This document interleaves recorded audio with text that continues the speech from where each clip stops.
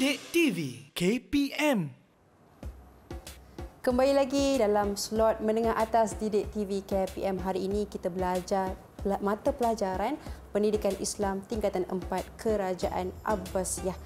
Jadi sebentar tadi kita dengar tentang betapa hebatnya golongan-golongan khalifah, tokoh-tokoh khalifah. Jadi Ustazah, 524 tahun pasti ada zaman gemilangnya, pasti ada kemerosotannya. Macam mana tu Ustazah? Persilakan. Okey, baiklah, kita akan lihat objektif pembelajaran kita yang ketiga, iaitu menjelaskan faktor kegemilangan dan kemerosotan Kerajaan Abbasiyah. Okey, jom.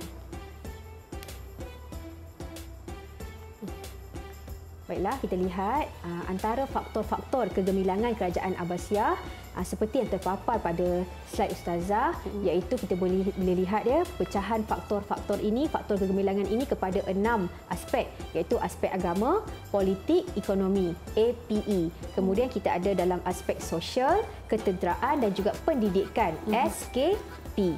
Okey, kita lihat terus kepada faktor kegemilangan dalam aspek agama. Yang pertama, kenapa gemilangnya agama ketika zaman Kerajaan Abbasiyah? Kerana adanya galakan khalifah, di mana khalifah memberikan peruntukan khas, dana khas kepada aktiviti dakwah melalui Baitul Mal. Seterusnya, semangat jihad yang tinggi dalam menguasai pelbagai bidang ilmu oleh rakyat ketika zaman tersebut. Dan seterusnya, peranan institusi pendidikan iaitu masjid dan juga istana khalifah dijadikan sebagai pusat pengajian ataupun pusat penyebaran ilmu pengetahuan. Okey, seterusnya kita lihat faktor kegemilangan dalam aspek politik. Okay, yang pertama, kebijaksanaan khalifah. Tadi pun inisiatif khalifah. Sekarang pun kebijaksanaan khalifah, di mana Khalifah Abu Ja'far Al-Mansur telah memindahkan pusat pentadbiran negara dari Damsyik ke Baghdad. Okey, seterusnya pemberontakan dan pembalahan telah berjaya dihapuskan oleh khalifah, dan kemudian kestabilan politik ini mendorong khalifah untuk memajukan lagi negara ketika itu. Pemberontakan yang berlaku semua dapat dihapuskan. Pemberontakan daripada golongan Syiah, dari golongan utara dan selatan Syria. Okey, seterusnya, murid-murid sekalian, kita lihat faktor kegemilangan dalam aspek ekonomi. Okey, kita lihat lagi. Tengok Syafiqah, kita ada inisiatif khalifah yang pertama. Telah membina apa? Telah membina prasarana-prasarana untuk memajukan ekonomi. Bina empangan, bina rumah api dan sebagainya.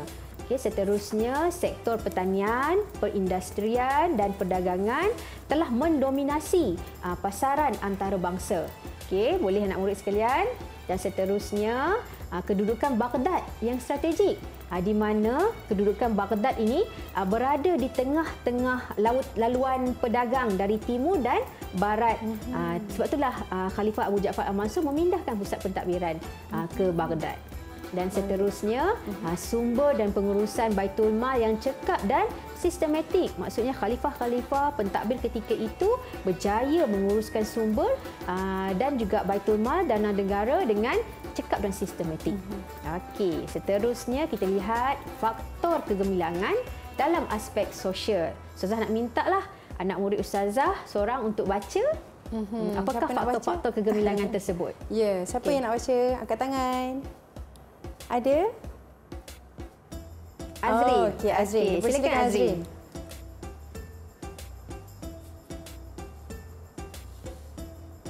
Baik.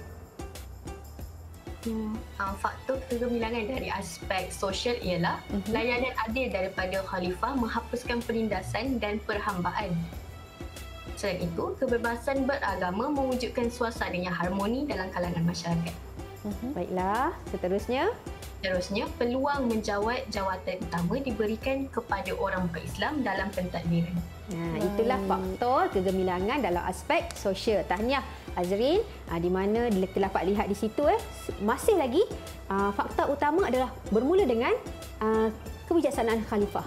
Jadi khalifah telah memainkan peranan yang penting juga dalam aspek sosial. Okay, seterusnya kita lihat faktor kegemilangan dalam aspek ketenteraan. Okey, Ustazah minta anak murid Ustazah seperti biasa untuk baca fakta penting dalam aspek ketenteraan. Boleh? Siapa nak baca? Okey, Fatin goyang-goyang tu. Silakan Fatin. Okey, silakan Fatin. Okey, dari aspek ketenteraan, keprihatinan khalifah menjaga kebajikan tentera diutamakan melalui pemberian gaji dan bonus. Selain itu, strategi peperangan yang mantap iaitu Al-Qaradis menewaskan musuh. Seterusnya, inovasi peralatan peperangan yang moden dan canggih menjanik dababah dan barut. Dan dasar keterbukaan keanggotaan tentera kepada orang bukan Arab. Okey, terima kasih Fatin. Terlihatlah yang telah dibaca oleh Fatin tadi kan. Ustazah melihat di sana strategi peperangan yang mantap.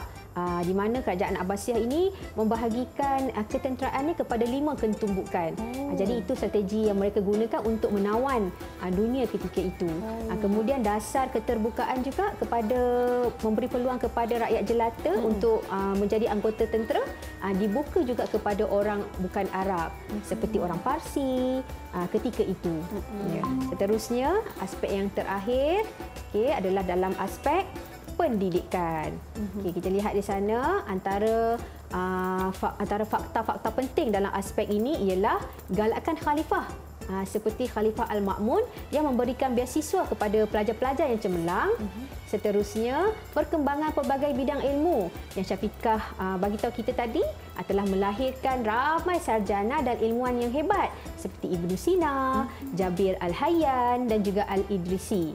Seterusnya, aktiviti penterjemahan bahasa asing ke dalam bahasa Arab lebih menggiatkan lagi usaha penguasaan kemahiran pelbagai disiplin ilmu. Dan yang seterusnya, kemudahan institusi yang disediakan, kemudahan institusi pendidikan seperti masjid, istana khalifah, perpustakaan dijadikan sebagai pusat pengajian yang berperanan mengembangkan lagi ilmu pengetahuan ketika itu.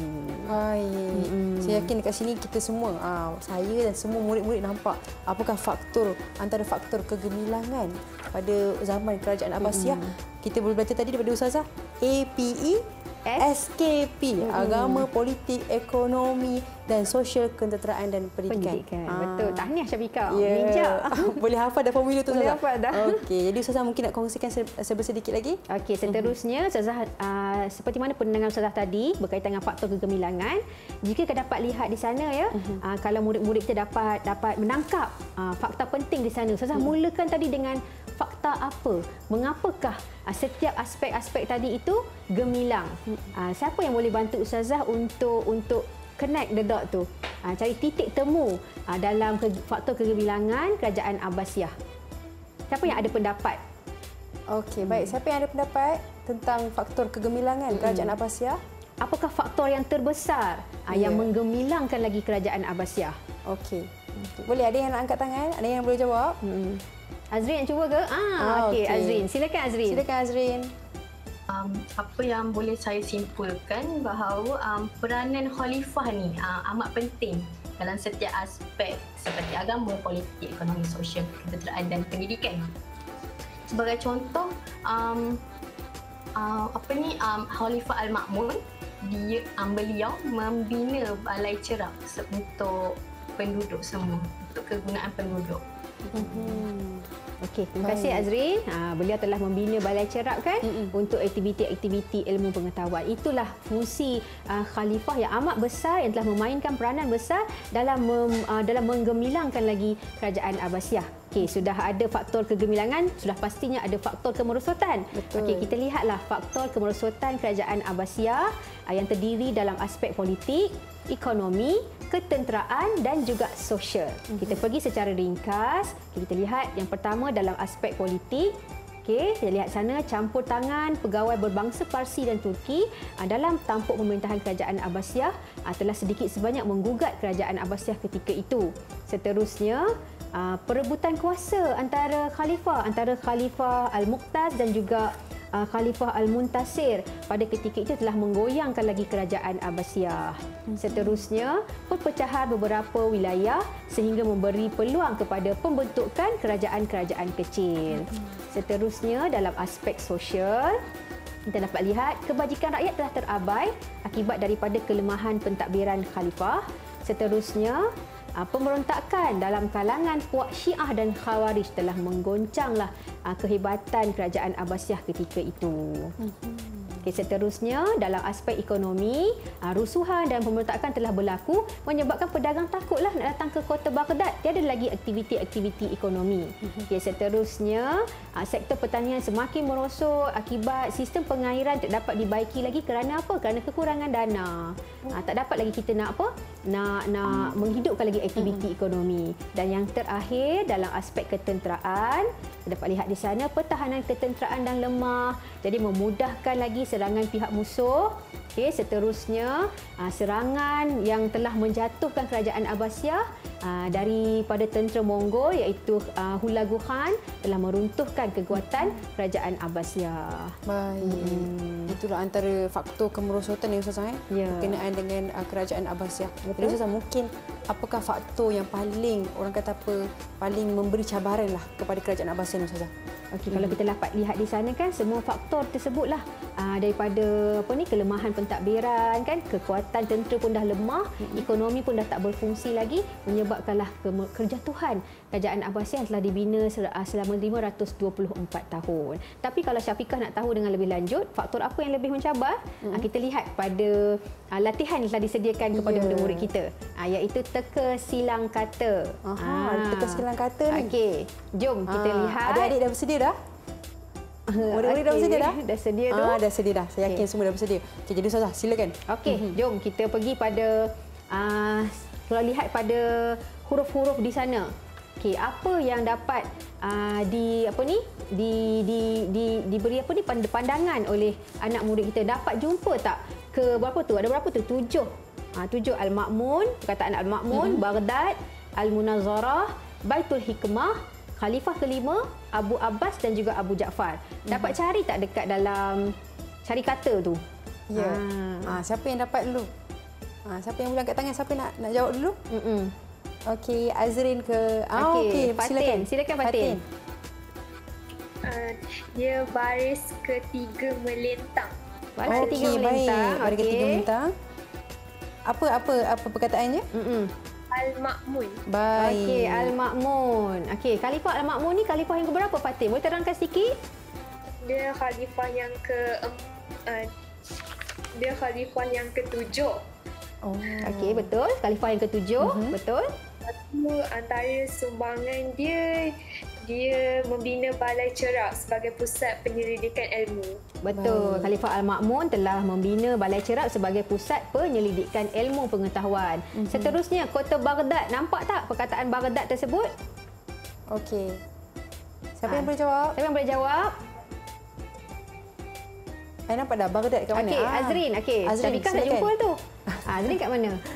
Baghdad, barisan kedua menegak. Okey, Barisan baik. kedua menegak. Okey, bagus. Okey, Baghdad ni apa yang boleh Azrin kongsikan dengan rakan-rakan?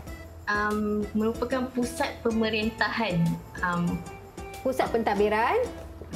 Pusat pentadbiran. Kerajaan Abbasiyah ketika itu. Okey, apa istimewanya Baghdad ini? Dalam aspek ekonomi, dia terletak di mana? Dia terletak di tengah-tengah laluan perdagangan dari timur dan barat. Okey, bagus. Azrin, tepat sekali. Okey, seterusnya kita cuba. Putri, nak cuba ke kat mana letaknya Al-Munazarah? Dapat cari tak? Baris yang terakhir. Baris yang terakhir. Oh, nampak dia. Oh, betul. Okey, baris yang terakhir. Okey, Al-Munazarah ni boleh dikongsikan apa yang boleh Fatin kongsikan, Putri kongsikan dengan rakan-rakan?